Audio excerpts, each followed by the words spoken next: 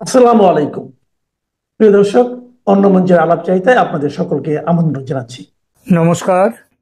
৭১-এর মুক্তিযুদ্ধ শুরু হতে ১০ মাস সময় নিয়েছিল।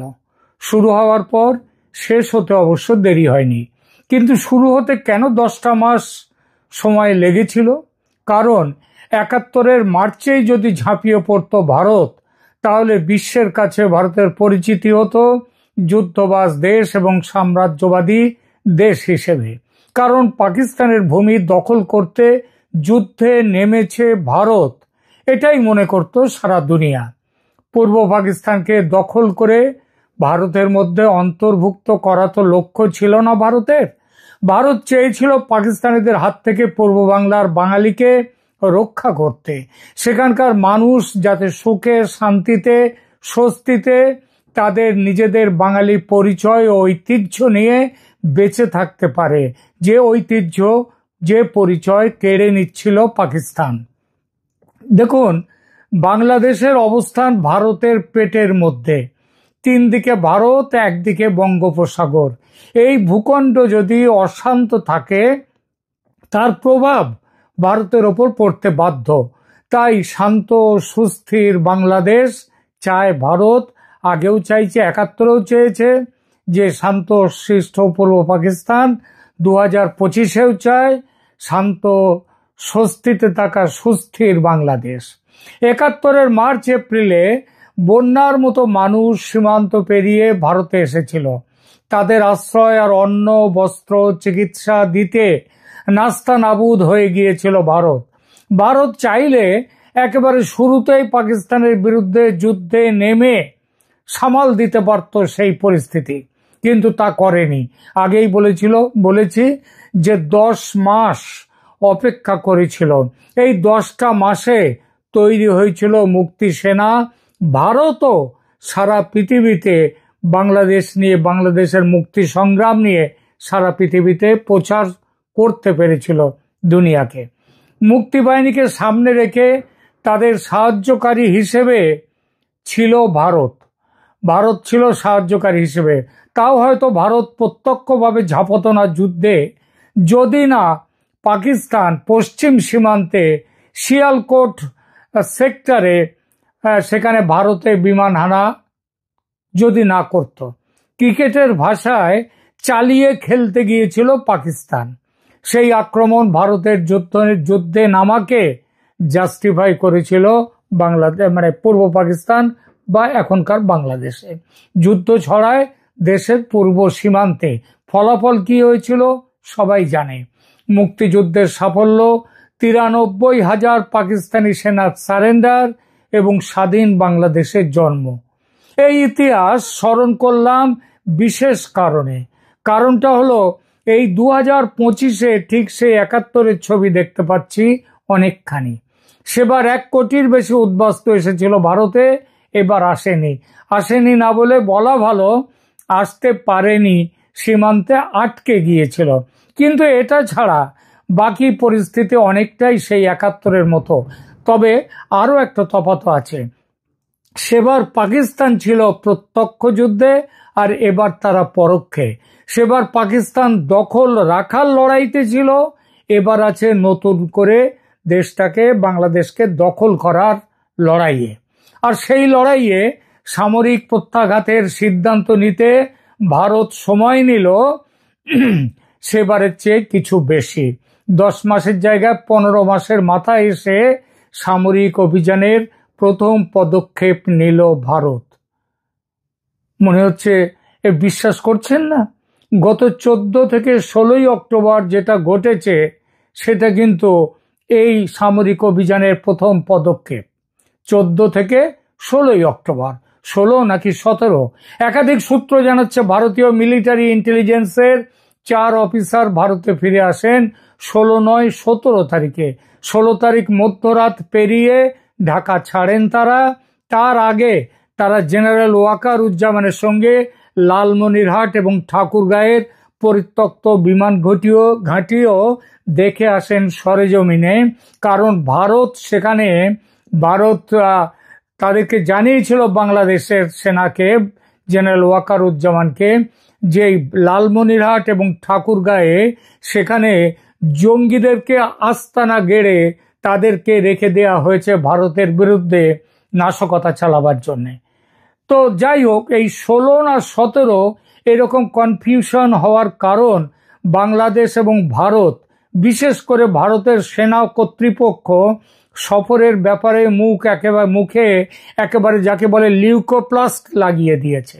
একটি কথাও আধিকারিক স্তরে ভারত সরকার বলেনি।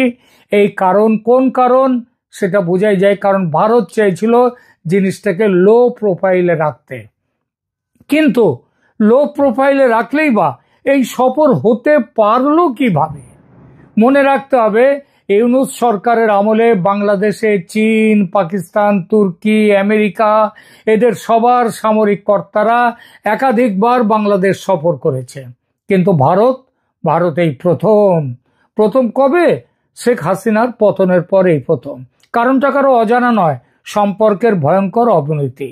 প্রবল ভারত বিরোধিতার জোয়ারে ভেসে এই সরকার ক্ষমতা দখল করেছিল। ক্ষমতা নেয়ার পর গত 15 মাসে সেই বিরোধিতা কমার পরিবর্তে আরো বেড়েছে। এমনকি মাত্র 3 সপ্তাহ আগে জাতিসংঘের সাধারণ সভায় গিয়ে মোহাম্মদ ইউনূস ভারতের বিরুদ্ধে বিষোদ্গার করেছেন। 24 থেকে 26 সেপ্টেম্বর জাতিসংঘ সাধারণ পরিষদে নিউ ইয়র্কে উপস্থিত মোহাম্মদ ইউনূস ভারতের কঠোর সমালোচনা করেছেন। তিনি অভিযোগ করেছেন যে ভারত শেখ হাসিনাকে আশ্রয় দিয়ে বাংলাদেশ ভারত সম্পর্কের অবনতি ঘটিয়েছে এবং ভারতীয় মিডিয়া ফেক নিউজ ছড়িয়ে পরিস্থিতি আরো খারাপ করেছে। ইউনূস আরো বলেন, আমরা এখন ভারতের সাথে সমস্যার মুখোমুখি, কারণ ভারত ছাত্ররা যা করেছে সেটা পছন্দ করেনি এবং তারা হাসিনাকে আশ্রয় দিয়েছে। যে হাসিনা এই সমস্ত সমস্যা তৈরি করেছে এবং তরুণদের হত্যা করেছে, তাকে আশ্রয় ভারত দিয়েছে। এর কয়েকদিন আগে 19 সেপ্টেম্বর বাংলাদেশের স্বরাষ্ট্র উপদেষ্টা লেফটেন্যান্ট জেনারেল জাহাঙ্গীর আলম চৌধুরী পার্বত্য চট্টগ্রামের সাম্প্রতিক সহিংসতায় ভারতীয় হস্তক্ষেপ খুঁজে পেয়েছেন। ইউনূসের আর এক সহযোগী ও বাংলাদেশের জাতীয় নিরাপত্তা উপদেষ্টা খলিলুর রহমান, তিনিও বলেছেন পার্বত্য চট্টগ্রামকে অশান্ত করছে ভারত। আর আপনারা জানেন, ইউনূস তো তার আগেই বলেছেন যে উত্তর পূর্বের যে 7টি রাজ্য সেখানে তিনি চীনকে ডেকেছেন এবং সেখানে অশান্তি তৈরি করবার কথাও বলেছেন। আর এছাড়া বাংলাদেশের বর্তমান সরকারের টিকি যে দলের হাতে কাছে বাঁধা, সেই জামাতে ইসলামীর নায়েবে আমির সাঈদ আব্দুল্লাহ মোহাম্মদ তায়ের, যিনি ইউনূসের সাথে নিউ ইয়র্কে গিয়েছিলেন জাতিসংঘের সভায় শ্রোতা হিসেবে যোগ দিতে, তিনি তো ভারতের বিরুদ্ধে পবিত্র যুদ্ধের হুমকি দিয়েছেন। 50 লক্ষ যুব সেনা নিয়ে ভারত দখল করবেন, গজওয়াতুল হিন্দ প্রতিষ্ঠা করবেন, এমন হুমকি পাকিস্তান পর্যন্ত দেয়নি। আবার তাদের মধ্যে ছোট মোটো যদি কেউ দেয় তো দেওয়ার আগে একবার নয় 100 বার ভাবতে হবে তাদের। কিন্তু ইউনূস ও তার দলবল চায় যে ভারত শেষ হয়ে যাক এবং যত শিগগির সম্ভব। জনাব জুলফিকার আলী ভুট্টো একবার বলেছিলেন 1000 বছর যুদ্ধ করবেন ভারতের বিরুদ্ধে। সেই 1000 বছর কেন, তারপরে বছর না ঘুরতেই তাকে ফাঁসি কাটে ঝুলতে হয়েছিল। আর এরা, এই বাংলাদেশের এই যে দলবল ইউনূস অ্যান্ড কোম্পানি, এরা তার চেয়েও সরেস। এই পরিস্থিতিতে বলা যায় 71-এ ভারতের সামনে ছিল শত্রু পাকিস্তান, আর 2025-এ ভারতের শত্রু বাংলাদেশ নয়, শত্রু বর্তমানের বাংলাদেশি শাসক গোষ্ঠী মোহাম্মদ ইউনূস ও তার সম্প্রদায়। ভারত বুঝে গেছে শেষ ধাক্কা না দিলে এই সরকার ছলে বলে কৌশলে নির্বাচন স্থগিত রাখবে, ক্ষমতা আঁকড়ে পড়ে থাকবে ও গজওয়াতুল হিন্দ প্রতিষ্ঠার স্বপ্নে বিভোর হয়ে ভারতে নাশকতা ছড়াবে, শান্তি ক্ষুণ্ণ করবে ভারতের। আর এসব করতে গিয়ে এরা যে শুধু বাংলাদেশের মানুষের সর্বনাশ করছে না বা করবে না তা নয়, সর্বনাশ করতে চাইবে তারা ভারতের। এইটা হচ্ছে এরা বাংলাদেশ এবং ভারত দুদেশের মানুষেরই এরা সর্বনাশ করতে চাইছে। সুতরাং অনেক হয়েছে, আর নয়, অ্যাকশন শুরু করে দাও। এটা তো ভারতের নিজের ভালো থাকার কথা নয়, বাংলাদেশের মানুষকেও ভালো রাখার কথা। অপেক্ষার শেষে সেই কাজ শুরু করতে চলেছে এবার ভারত। সেনায় হলো, কিন্তু এবারের মুক্তিবাহিনীর ভূমিকায় কারা আছে? মুক্তিযোদ্ধা। কাদের সঙ্গে জোট বেঁধে বাংলাদেশকে মুক্ত করতে নামবে ভারত? সেই ৭১ যেমন নেমেছিল। বাংলাদেশের এই নতুন মুক্তিবাহিনী হলো বাংলাদেশ সেনা। আরো সঠিকভাবে বললে সেনাবাহিনীর একটা অংশ বা গোষ্ঠী। শুনতে অবাক মনে হলো, এটাই সত্যি, সত্যি হতে বাধ্য। পরিস্থিতি যে এমন হবে ভারত জানতো সেটা, তাই 15 মাস অপেক্ষা করে গেছে, শুধু দেখতে চেয়েছে কোথাকার জল কিভাবে গড়ায়। বাংলাদেশ সেনাবাহিনীর মধ্যে যে মতাদর্শিক কারণে 3টি গোষ্ঠী আছে, এটা সারা পৃথিবী জানে, দেশের মানুষ তো জানেই। বাংলাদেশ সেনাবাহিনীর মধ্যে 3টি প্রধান গোষ্ঠীর একটা হলো আওয়ামী লীগ পন্থী গোষ্ঠী। এরা লেফটেন্যান্ট জেনারেল মোহাম্মদ সাইনুল হকের নেতৃত্বে রয়েছেন। 2 হচ্ছে প্রো ইসলামিস্ট ও পাকিস্তানপন্থী গোষ্ঠী। লেফটেন্যান্ট জেনারেল মোহাম্মদ ফয়জুর রহমানের নেতৃত্বে আছে, যারা হিজবুত তাহরির এবং ছাত্র নেতাদের সঙ্গেও যাদের যোগাযোগ প্রবল। এতদিন ওয়াকারুজ্জামান কখনো এদিকে কখনো ওদিকে থেকে ভারসাম্য রক্ষার চেষ্টায় চলেছেন, কারণ তিনি মধ্যপন্থী। তিনি বর্তমান সরকারের সমর্থনে আছেন, আবার মাঝে মাঝে বিরোধিতায়ও আছেন। এই জন্য খুব সঠিকভাবে কিছু কোনো নিরর্থক নয়, সঠিক অর্থেই কিছু মানুষ ভেবেছে তিনি এই সরকারের ষড়যন্ত্রের অংশীদার, এই বলে গালি দিয়েছেও তাকে, হয়তো সেটা মিথ্যেও নয়। আবার কিছু মানুষ যারা এই সরকারের অংশ, তারা আবার ওয়াকারুজ্জামানকে গালি দিয়েছে হাসিনার দালাল বলে। 2 তরফেই গালি খেয়েছেন ওয়াকারুজ্জামান, এবং আওয়ামী লীগপন্থীদের কাছেও, আবার যারা এই ইউনূসপন্থীদের তাদের কাছেও। আর ইউনূসের সঙ্গে তার সম্পর্ক তো বর্তমানে অনেকটাই সাপে নেউলে। এইভাবেই চলছিলেন ওয়াকারুজ্জামান, কিন্তু অঙ্ক পাল্টে দিল আইসিটি বা ইন্টারন্যাশনাল ক্রাইমস ট্রাইব্যুনাল। 25 জন সেনা অফিসারদের নামে জারি করা গ্রেপ্তারি পরোয়ানা পুরো হিসাবটা পাল্টে দিল, এবং জানা যাচ্ছে আপাতত 25, তবে মোট নাম আছে 150 জনের, যাদের মধ্যে আছেন 2009 থেকে 2025 পর্যন্ত বাংলাদেশের সেনা প্রধানরা। এর মধ্যে বিমান বাহিনীও আছে, আবার নৌবাহিনীর প্রধানরাও আছেন। অর্থাৎ স্বয়ং ওয়াকারুজ্জামান তো আছেনই। সংশোধিত কানুনে গ্রেপ্তারি পরোয়ানা জারি হলেই চাকরি যাবে তার জায়গায় বসবেন আরো বড় একজন জামাতি, আরো বড় একজন পাকিস্তান প্রেমী ফয়জুর রহমানও হতে পারেন। ৭১-এ শিয়ালকোট সেক্টরে বিমান হানা দিয়ে যে ভুল করেছিল পাকিস্তান, সেই রকমই ভুল করে ফেলল ইউনূস, জামাত, পাকিস্তান, যারা চালাচ্ছে এই সরকার। ওয়াকারুজ্জামান চেষ্টা করেছিলেন প্রধান বিচারপতি, প্রধান উপদেষ্টা, রাষ্ট্রপতি সবার সঙ্গে দেখা করে গত 31শে আগস্ট এই বিষয়টা আটকাতে পারেননি, হেরে গেছেন। ফলে বাধ্য হয়ে এবার যুদ্ধে নামতে বাধ্য হয়েছেন ওয়াকারুজ্জামান। আর একা কিভাবে যুদ্ধে নামবেন? কারণ ওই যে জামাতি গোষ্ঠী সেনার মধ্যে যারা আছে পাকিস্তানপন্থীরা, তারা এই মুহূর্তে তাদের দল ভারী করছে। সুতরাং তাকে এবার বাধ্য হয়ে শরণ নিতে হয়েছে ওয়াকারুজ্জামানকে ভারত অপেক্ষা করছিল এই মুহূর্তটির। এর আগে কমাস আগে সেন্ট্রাল আফ্রিকা সফর শেষে ফেরার সময় সম্ভবত গত মার্চ মাসে, আমার যতদূর মনে পড়ছে, বিমানবন্দরে তাকে গ্রেপ্তার ও বন্দী করে সেনা অভ্যুত্থানের ছক কষেছিল তার বিরোধীরা। এই ইউনূসের নেতৃত্বে ভারতের সাবধান বাণীতে সেবার বেঁচে যান ওয়াকারুজ্জামান। তখনই জ্ঞান হওয়া উচিত ছিল তার, হয়নি পুরোপুরি, কিছুটা জ্ঞান হয়েছে। কিন্তু এবার আর উপায় না দেখে মধ্যপন্থা ছেড়ে মুক্তিযুদ্ধের পক্ষে যোগ দিতেই হয়েছে এবং যোগ দিয়ে ফার্স্ট রাউন্ডে জিতেছেন ওয়াকারুজ্জামান ইউনূসের বিরুদ্ধে। সেটা ওই ভারতের 4 সেনাকর্তার বাংলাদেশ সফর এবং সেনা অফিসারদের সঙ্গে একের পর এক গোপন ক্লোজ ডোর মিটিং করে ইউনূস যার পর নাই চেষ্টা করেছেন যাতে ভারতীয় সেনা অফিসাররা বাংলাদেশ সফরে না আসতে পারেন। 3 সপ্তাহ আগে যিনি রাষ্ট্রসংঘে দাঁড়িয়ে ভারতের বিরুদ্ধে ভয়ঙ্কর সব অভিযোগ করেছেন, তিনি কি করে আসতে দেবেন সেই ভারতের সেনা অফিসারদের?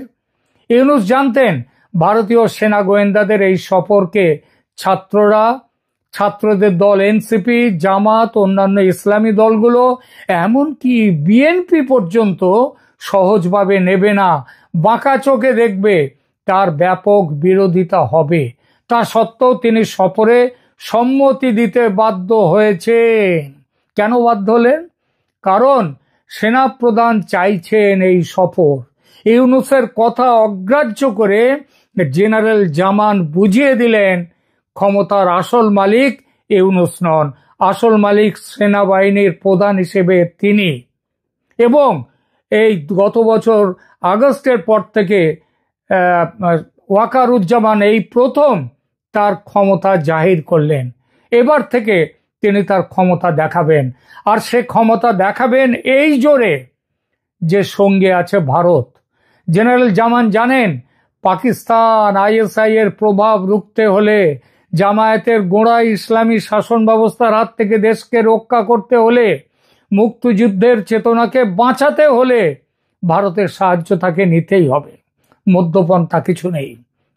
এবার লক্ষ্য রাখবেন কিভাবে অপরাধ ট্রাইব্যুনালের বিচার প্রক্রিয়া থমকে যাবে, কিভাবে নির্বাচনের স্পষ্ট তারিখ ঘোষিত হবে এবং সেটা সম্ভবত ফেব্রুয়ারির আগে ডিসেম্বরেই করতে হবে, কিভাবে আওয়ামী লীগের ওপর থেকে নিষেধাজ্ঞা উঠে যাবে সেটাও দেখবেন, এবং কিভাবে আওয়ামী লীগ নির্বাচনে লেভেল প্লেইং ফিল্ড পাবে, সেটা লেভেল প্লেইং ফিল্ড পাবে আওয়ামী লীগ, সেটা ভারতের নির্দেশে করতে বাধ্য হবেন ওয়াকারুজ্জামান।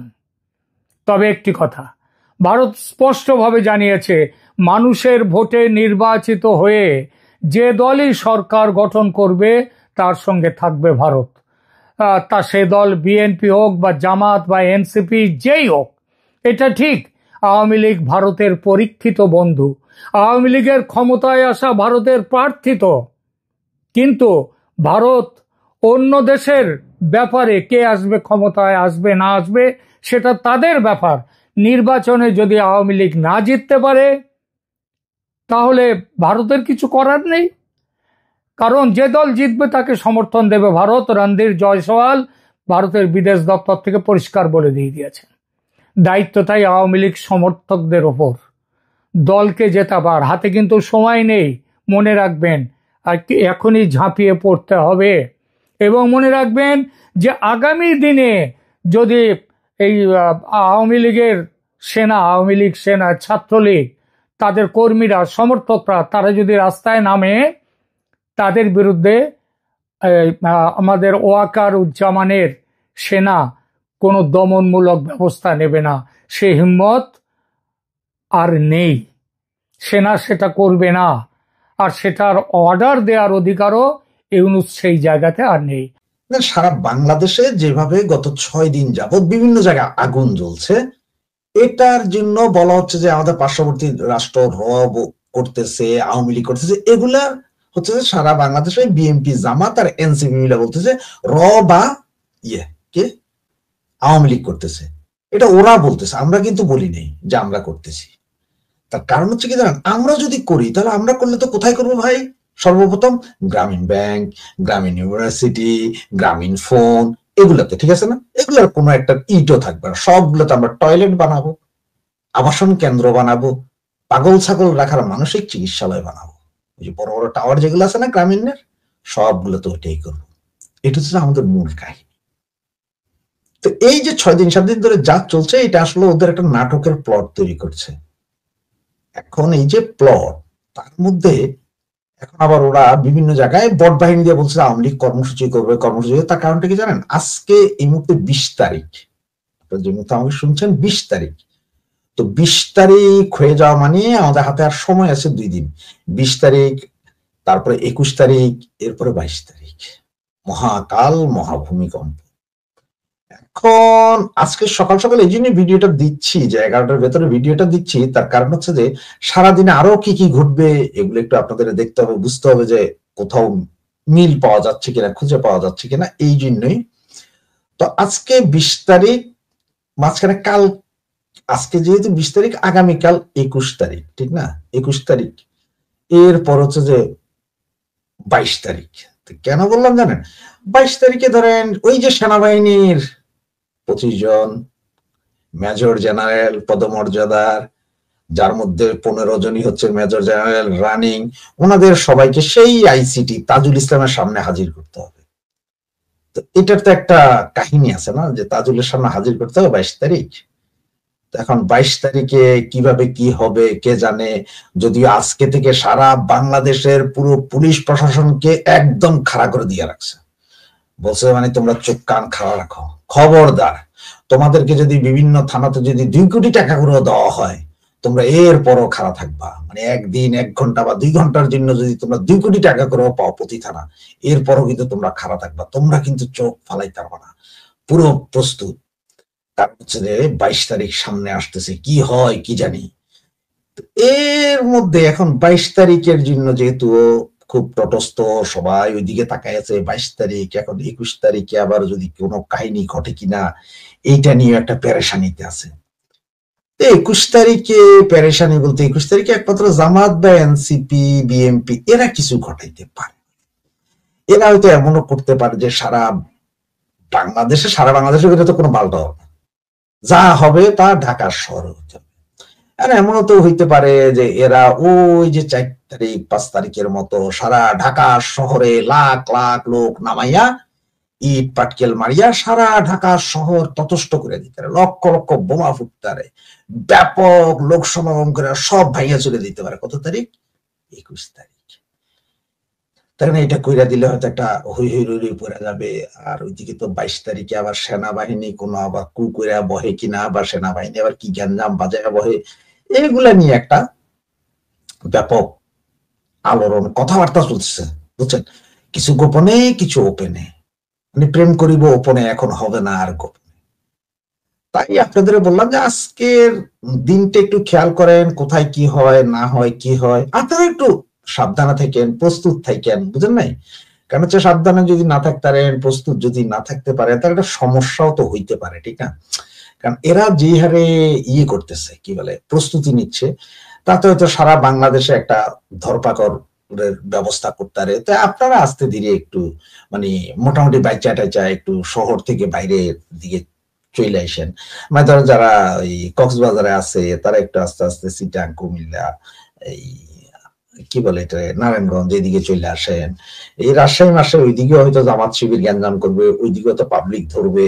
একটু আস্তে আস্তে আস্তে আস্তে আপনারাও পদ্মা নদীর ব্রিজের উপরে টুকুরে চলে আসেন, বুঝতে পারছেন যে ওইদিকের অবস্থা। কারণ গ্রামে গঞ্জে ধরবে এরা, এরা শহরের ভিতরে এরা খুব একটা বেশি হই হই রই রই করবে না।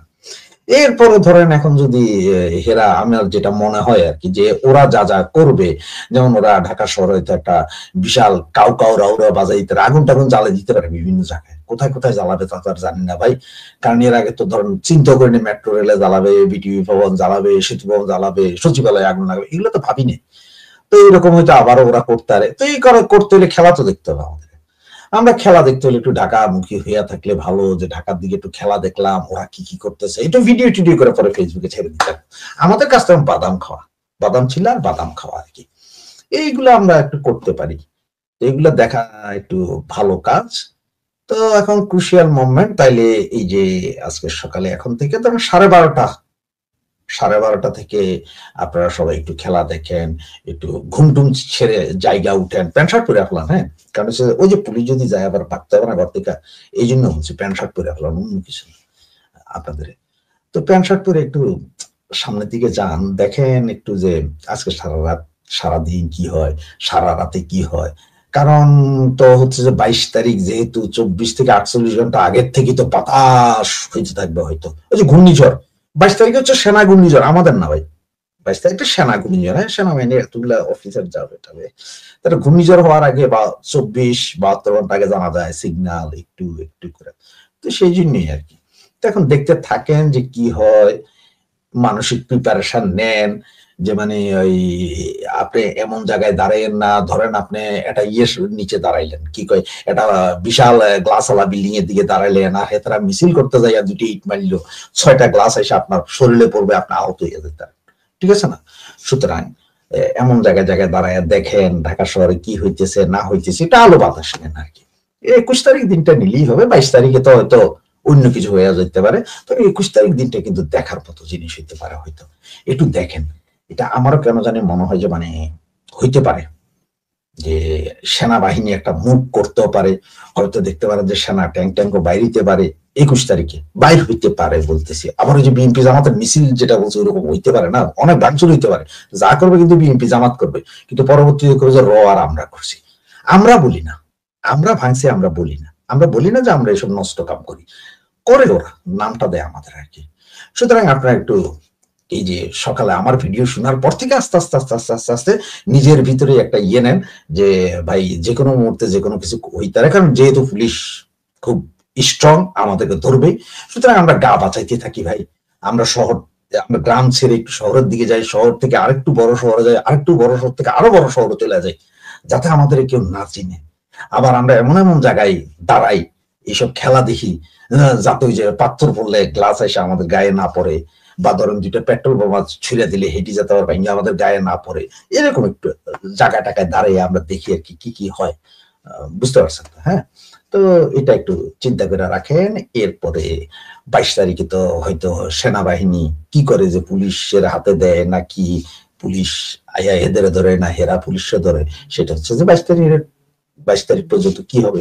তবে আপনারা কালকে থেকে চোখ কান সব খোলা রাখেন, জাস্ট দেখেন যে আগামী 24 ঘন্টা কি হয়। আগামী 24 ঘন্টার উপরে নির্ভর করছে হয়তো অনেক কিছু। তো এই জন্য বলছে আওয়ামী লীগের কর্মসূচি আসতেছে নাকি ভূমিকম্প। ওই যে ভূমিকম্প কোনটা বুঝছেন তো? ভূমিকম্প হইতেও পারে, বলা তো যায় না, কারণ কেউ কাউরে কিছু বলতে পারবে না, ঠিক আছে? সাবধানে থাকেন, কান চোখ খোলা রাখেন, নাকে গন্ধ নেন, কোথায় কি আছে সুইকা দেখেন। এখন আমরা যারা আছি তাদের হইতে হবে কি জানেন? অ্যালসেশিয়ান ডগ, অ্যালসেশিয়ান কুত্তা। যেখানে যাই আমরা একটু পাবো, সুইকাই বুঝা যেতে হবে পরবর্তী কাম কি। ঠিক আছে ভাইজান, 12:30টার পর থেকে কালকে চোখ কান খোলা রাখেন, ঠিক আছে? আবারও বলছি, গ্রাম থেকে শহরে যান, ছোট শহর থেকে বড় শহরে চলে যান, নিজের জীবন আগে বাঁচান, ঠিক আছে? ধন্যবাদ। জয় বাংলা, জয় বঙ্গ।